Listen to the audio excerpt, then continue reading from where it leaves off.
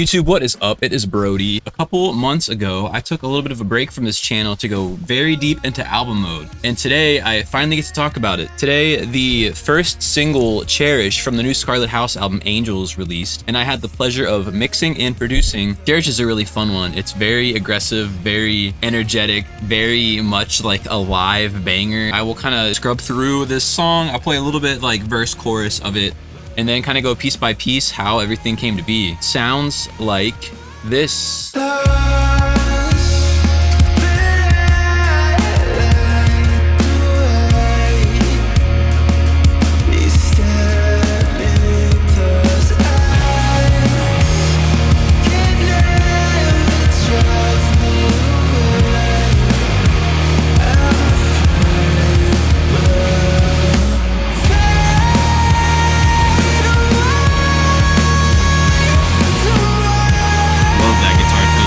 Vocals are crazy.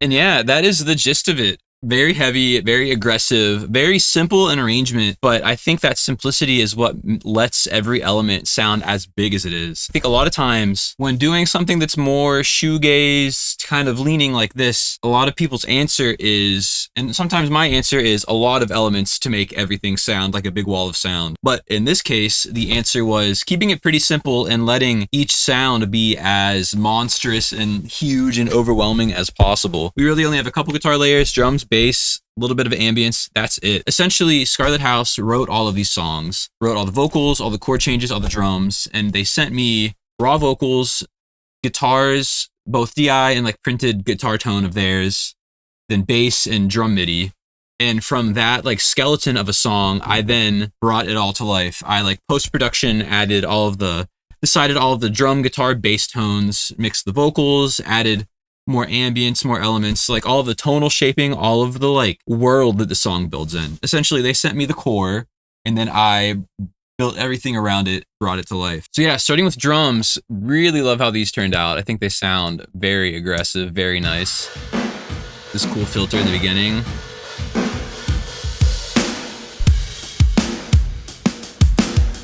I wanted to find something that was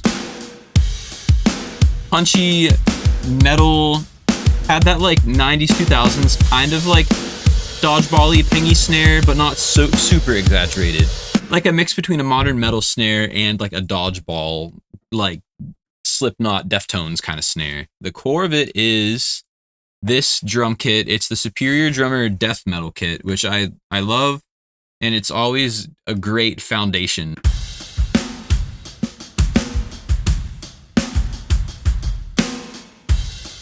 That's like the tonal center of this kit. And then the rest of these samples are kind of bolstering it up. So we have this kit, again, to kind of fit that world that this song is in, between metal and rock and shoegaze. I have this second kit that I'm only taking some elements from. No kick, just snare and some hi-hats. Kind of a more alt-rock kind of kit. And I feel like the snare here has a little bit more punch than the metal kit. You don't really hear it on its own, but when you bring them together, you can feel more punch. Without it, the cymbals are a little looser, a little more lively. The snare just like has a little bit more transient information to it. So it makes it from like a fully surgical metal kit to like a little more vibey. And then to add more of like the modern metal kind of sauce, I have these three samples here. It's a kick trigger and then a snare trigger that's a snare top mic and then a snare room mic. Here's the snare top. Again, kind of metallic. But then this kind of gives us that modern metal like room snare sound. And they kind of sound cheesy on their own, but that's the thing with the trigger is they're not meant to sound good on their own. They're meant to sound good in context. So with them, very punchy, very 3D. Without it, It sounds good, but it just is missing energy, missing impact. I love that drum sound. Processing wise, we have Soundtoys Radiator, kind of just softening transients. Oxford Inflator, doing a similar thing, a little more energy, a little more like soft clipping. API 2500, it's kind of adding some energy, blended like halfway in. Great drum bus compressor. Then lastly, we have Spiff, blended in at 6%, just to make that kick and snare hit a little bit more. This was an end change of it. Since I mentioned I did the whole album here, and when getting to the end of the album and starting to like overall view how the album was sounding compared to my references and whatnot, I felt like the drums had the vibe that I wanted from like a rock sound, but when comparing to some metal references, it wasn't hitting as hard as I wanted it to. And I didn't want to reshape the drum bus because I really liked the vibe that they had. So my answer was just slapping Spiff on at 6%. You can hear exaggerated. It really just brings that kick and snare out. And I feel like that was a nice way to bridge the gap between rock and metal here. Really kept the MIDI as they had sent it. We used different drum libraries, so I had to do a lot of like moving the MIDI information up for it to match my Superior drummer versus what they were using. And then I did some like specific muting of cymbals to avoid if there was like a three-handed moment happening, kind of ironing out some of the velocities to make it sound real. Pretty simple stuff. Really love how the drums sound on this one. If you're enjoying this video, please remember to like and subscribe. It really goes a long way. So I have many other songs like this in my Patreon account, link below. I have my Logic sessions available for you to download, kind of reverse engineer, go through everything that I did, see my exact plug-in chains, exact moves, exact everything here, and as much detail as you would like. If you would like to go deeper, check that out. If you'd like to get even more hands-on, my email is in the description below. Let me know if you would like to have me produce, mix, engineer, work with you in any capacity. If you think that something like this is something you would like to do between us, let me know. I would love to work together. I met so many talented musicians through this channel. So many songs like this have formed from this channel specifically. So if you think that could be you, let me know. I'm very excited to talk details. From that, we go to bass. Really love the bass tone.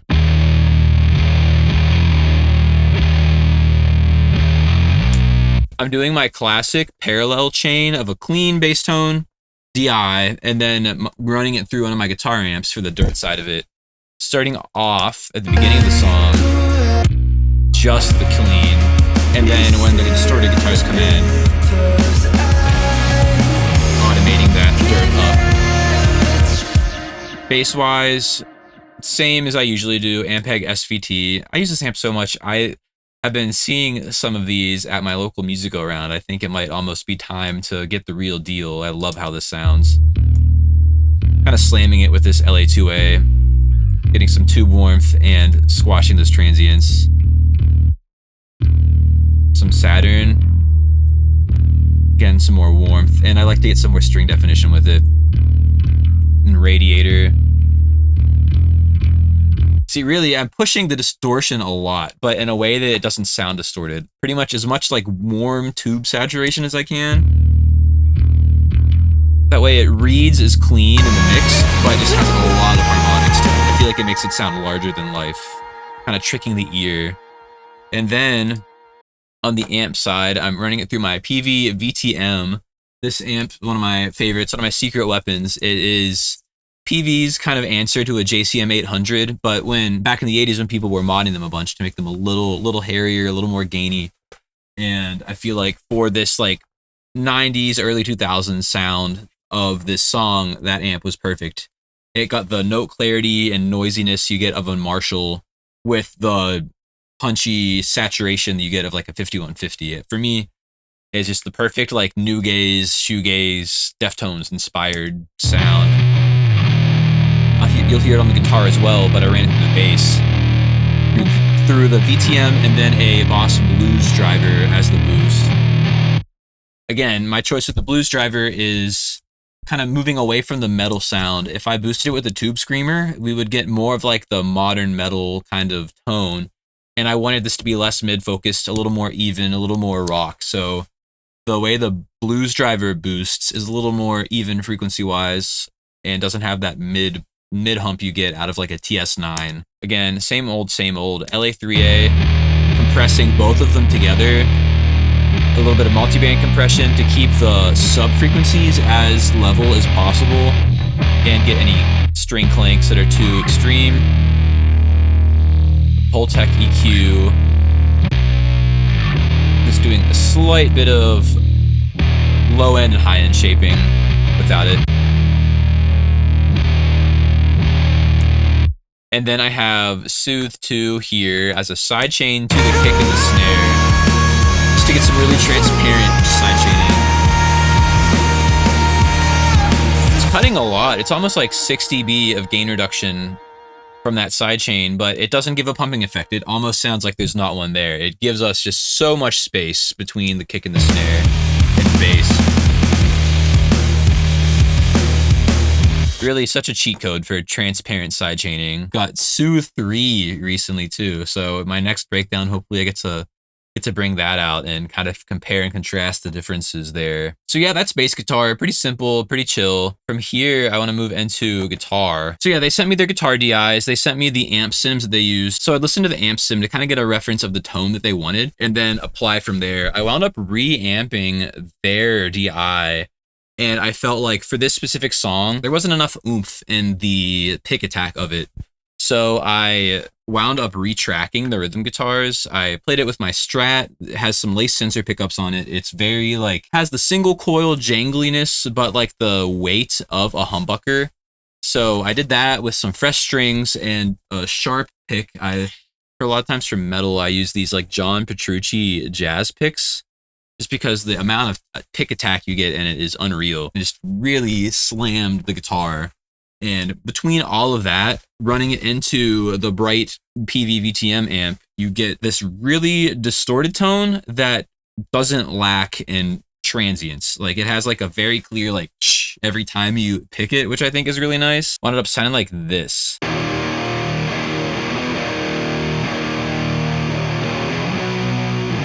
So yeah, really nice balance of like wall of sound, fuzz, distortion, but the metal like attack of it. And what we wound up doing is on the left side, it's the PV-VTM with my blues driver. So the kind of boost I was talking about, slightly like an overdrive, but less of a mid boost. And then on the right side, I recorded it with, instead of the blues driver, I used the Way Huge Swollen Pickle fuzz. Great, like metally, like that's how you get your like knocked loose sounding, like gross fuzz tone on a guitar. It has like a square wavy aggression to it. And then combining those left and right just really gets this nice overwhelming. You get the pick attack on your left ear, you get the like ugly tone on the right ear, and together it just gives you the best of both worlds. Sounds like this in context.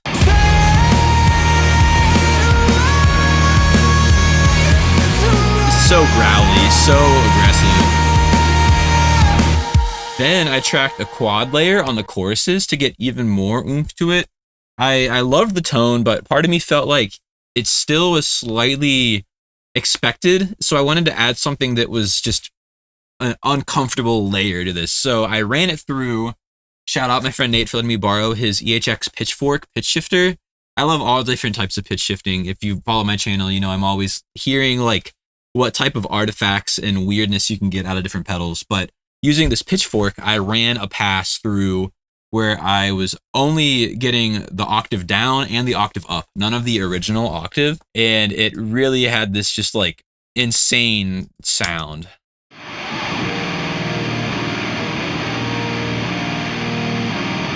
Heavy as hell.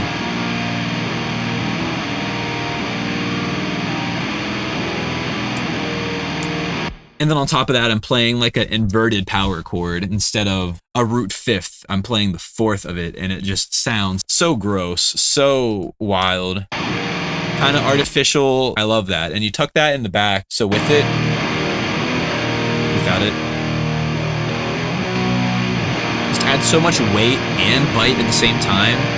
It's like with the, instead of scooping the tone with EQ, I'm scooping it with pitch shifting. So it's just this huge, like, it's like hugging the main tone. But like, hugging feels like too soft of a description. It's like grappling it. I don't know.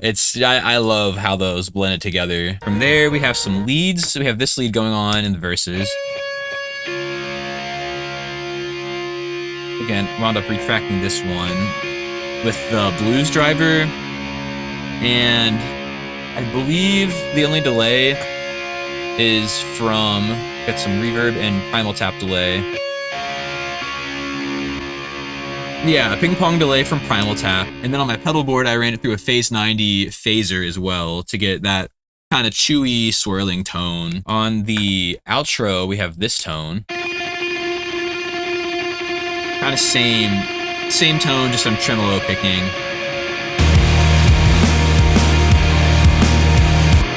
Just your classic metal tremolo picked ambience thing.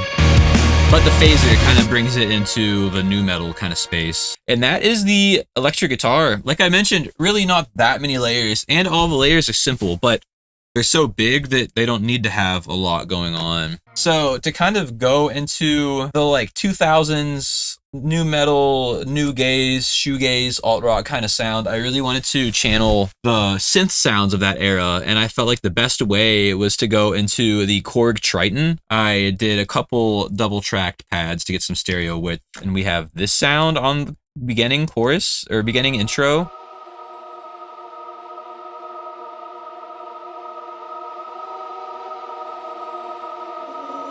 Going through some pitch shifter and delay, but just this really like icy, weird, creepy pad.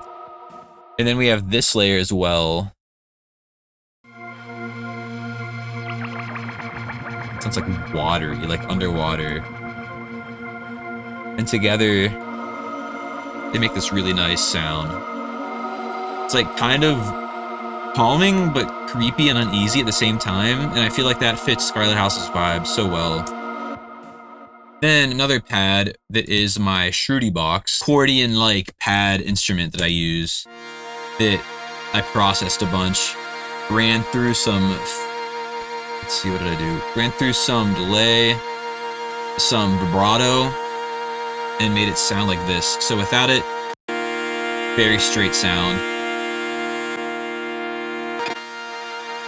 But that vibrato really adds like an uneasy, chorusy, seasick, weird sound to it all.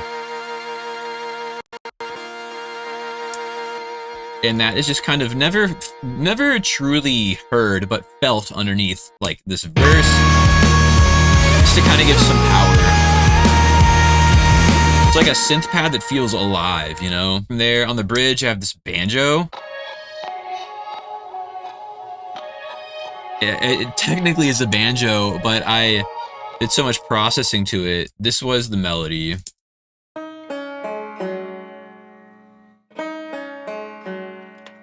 And I don't know, my brain sometimes works better with the real instrument than a plugin. So sometimes I'll just play, like, to me, that's a very plucky sound. I imagine it is like a sawtooth with a short decay, if we were talking synthesizer terms, and then through there I just processed it a ton.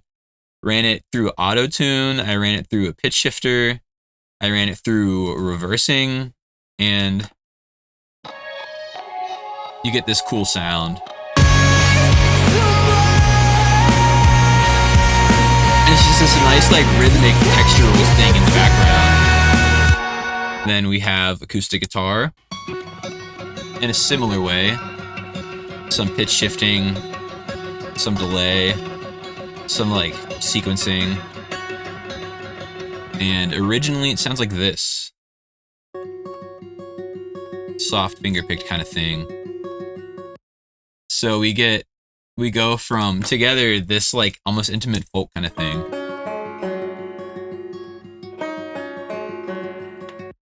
To this very crazy synth kind of sound.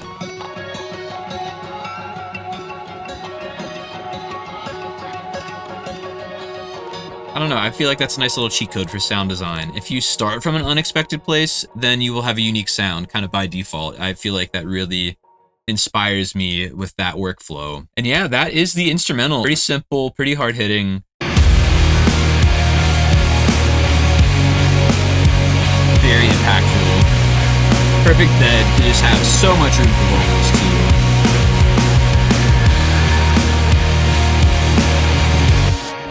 From there, we moved to vocals, doing a similar trick where all of my buses are routed to an instrumental bus that has soothe on it as a side chain to the vocals. So specifically just in the middle, cut out EQ space so the vocals can sit in the mix. I find with a dense shoegaze mix like that, it is essential to let the vocals be heard, but not be sitting on top. Like they're still pretty tucked in nicely. From there, we get to our vocals. Again, Scarlet House sent me their vocals totally raw, and then with their processing as a reference. And I wound up using the dry vocals and processing them on my own. NS1 Isotope RX voice denoise, just to kind of remove any room noise from the recording, get it as pure dry as possible. A little bit of auto-tune, kind of a tighter auto-tune, just to get the Scarlet House vocal tone. I feel like even though this sits in like a new gaze kind of world, the vocal chain has a pretty modern sound. I enjoy that, honestly. I feel like in 90s alt rock like this, the vocals are almost like jarringly raw compared to how the instrumental sounded, and Scarlet House really uses their vocal chain as a strength and makes it sound equally like processed and interesting and in a world of its own. The start of that is, for Scarlet House, tuning and then chorusing, which I think is really nice.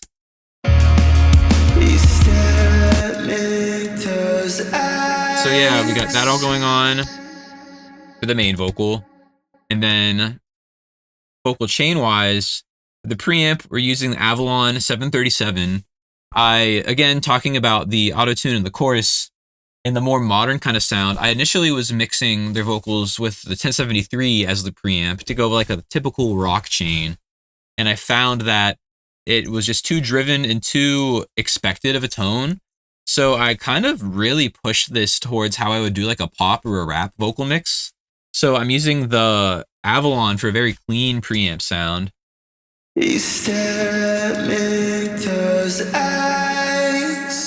And then post that, running it through the Tube Tech CL1B and Distressor. Again, kind of getting that modern, polished kind of vocal tone. Pushing them kind of hard though. Pushing them very hard. So that's where I'm going. Again, talking about earlier, starting from an unexpected place to get unexpected results. I started off with what would be like a clean chain, but then I pushed that clean chain. Instead of using like 1073 into 1176 to give that default polished yet saturated sound, I went with the chain that would give us like a modern pop mix, and then I pushed that harder to just get a different flavor of saturation while having the vibe of it be still what you would expect from a cleaner mix. I don't know if that makes sense, but in my brain, that makes sense. From there, we have Radiator, just to saturate it a little bit more. A little bit of EQ.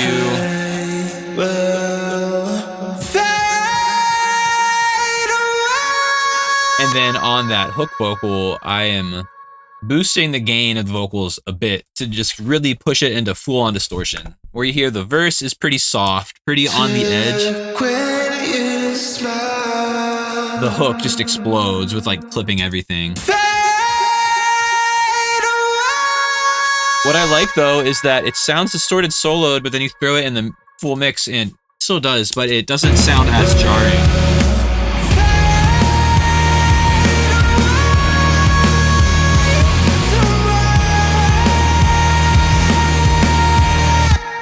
Love that chain.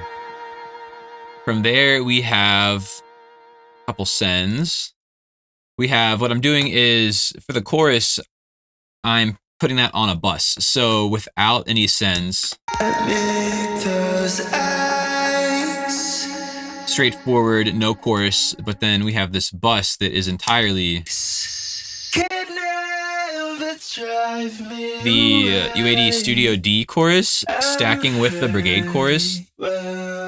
You get this very stereo with kind of seasick, a lot of layers of chorus sound going on. And I feel like that makes it sound like it's a million vocal stacks, makes it sound like it's really on the verge of being messed up in a really cool way. And then we have this distortion bus, which I'm kind of cranking in the hooks as well. You can see here, it's nothing on the verses.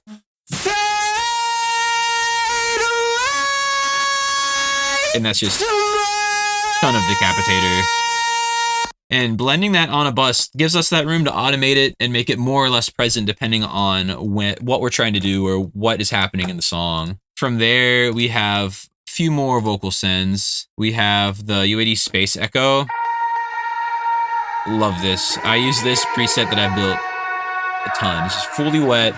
I have reverb hard panned left, or reverb hard panned right, delay hard panned left. This nice stereo width surrounding the vocals, having this like ambient yet like familiar vintage kind of sound. For the delays on this album, I'm using Primal Tap with a phaser behind it. And I feel like the phaser on the delays, it very subtly adds some more texture that you might not feel right away, but it just adds to the vibe, adds to the world building. And then the verb is this UAD Lexicon, like vocal hall, kind of brighter.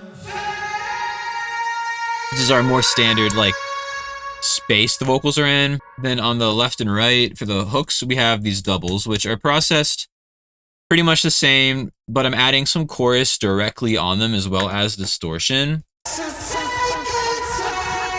kind of sound crazy on their own. But because they're so texturally dense, it really, really pushes up the lead vocal.